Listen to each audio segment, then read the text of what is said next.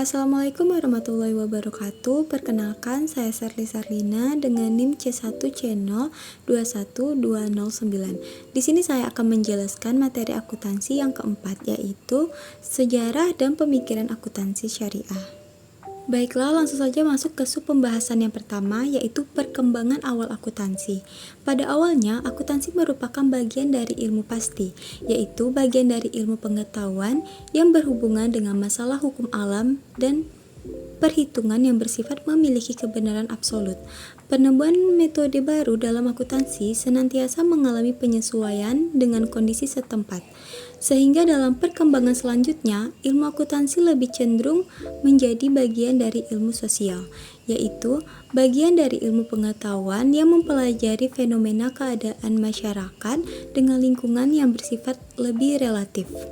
Akuntansi dalam Islam merupakan alat untuk melaksanakan perintah Allah SWT untuk melakukan pencatatan dalam melakukan transaksi usaha. Implikasi lebih jauh adalah keperluan terhadap suatu sistem pencatatan tentang hak dan kewajiban, pelaporan yang terpadu dan komprehensif. Perkembangan akuntansi dengan domain arithmetic quality sangat ditopang oleh ilmu lain, khususnya aritmatik, algebra, matematis, algoritma pada abad ke-9 Masehi. Baiklah, selanjutnya sejarah akuntansi. Akuntansi merupakan salah satu profesi tertua di dunia. Dari sejak zaman prasejarah, keluarga memiliki perhitungan tersendiri untuk mencatat makanan dan pakaian yang harus mereka persiapkan dan mereka gunakan pada saat musim dingin. Ketika masyarakat mulai mengenal adanya perdagangan, maka pada saat yang sama mereka telah mengenal konsep nilai dan mulai mengenal sistem moneter. Bukti tentang pencatatan tersebut dapat ditemukan dari mulai kerajaan Babilonia.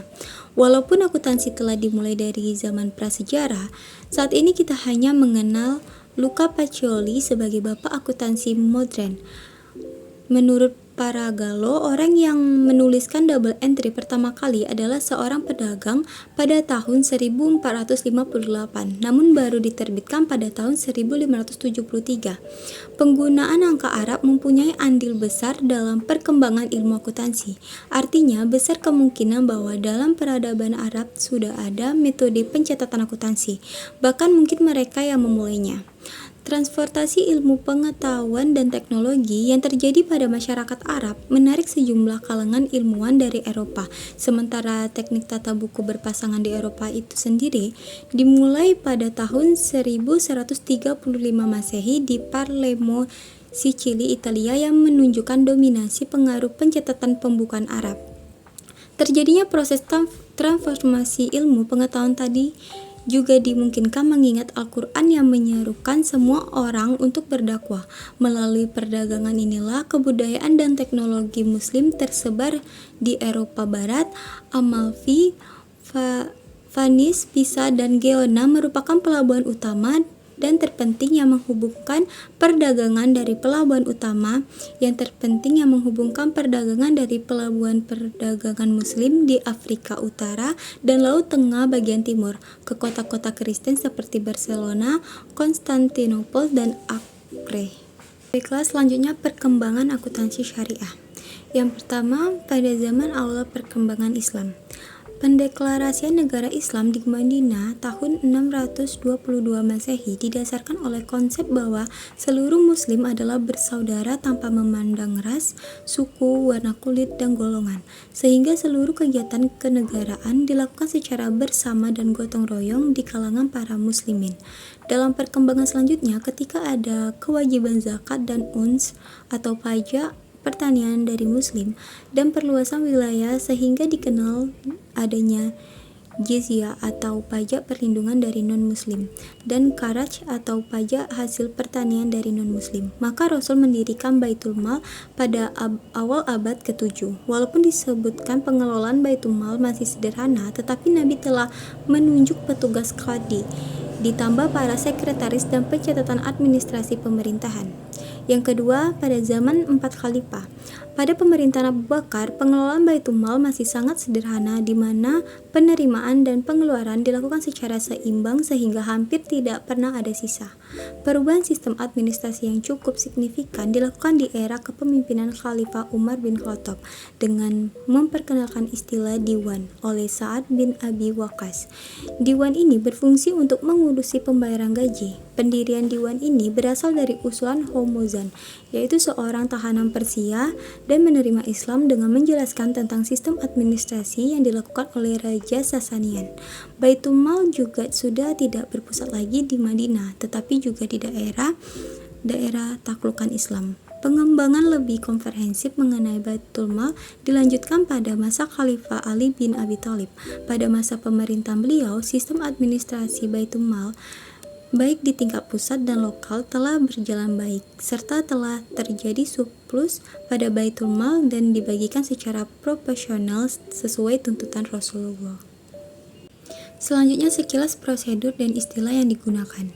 Kontribusi besar yang diberikan oleh Al-Khawarizmi adalah membuat sistem akuntansi dan pencatatan dalam negara Islam dan membagikannya dalam beberapa jenis daftar. Beliau juga bersama dengan penjelasan dari Al-Mazandarani menjelaskan tentang sistem akuntansi termasuk tujuan serta praktik yang terjadi. Tujuan sistem akuntansi adalah untuk memastikan akuntabilitas, mendukung proses pengambilan keputusan, serta mempermudah proses evaluasi atas program yang telah selesai. Tujuan ini tidak hanya berlaku di pemerintahan, tetapi juga pada perusahaan.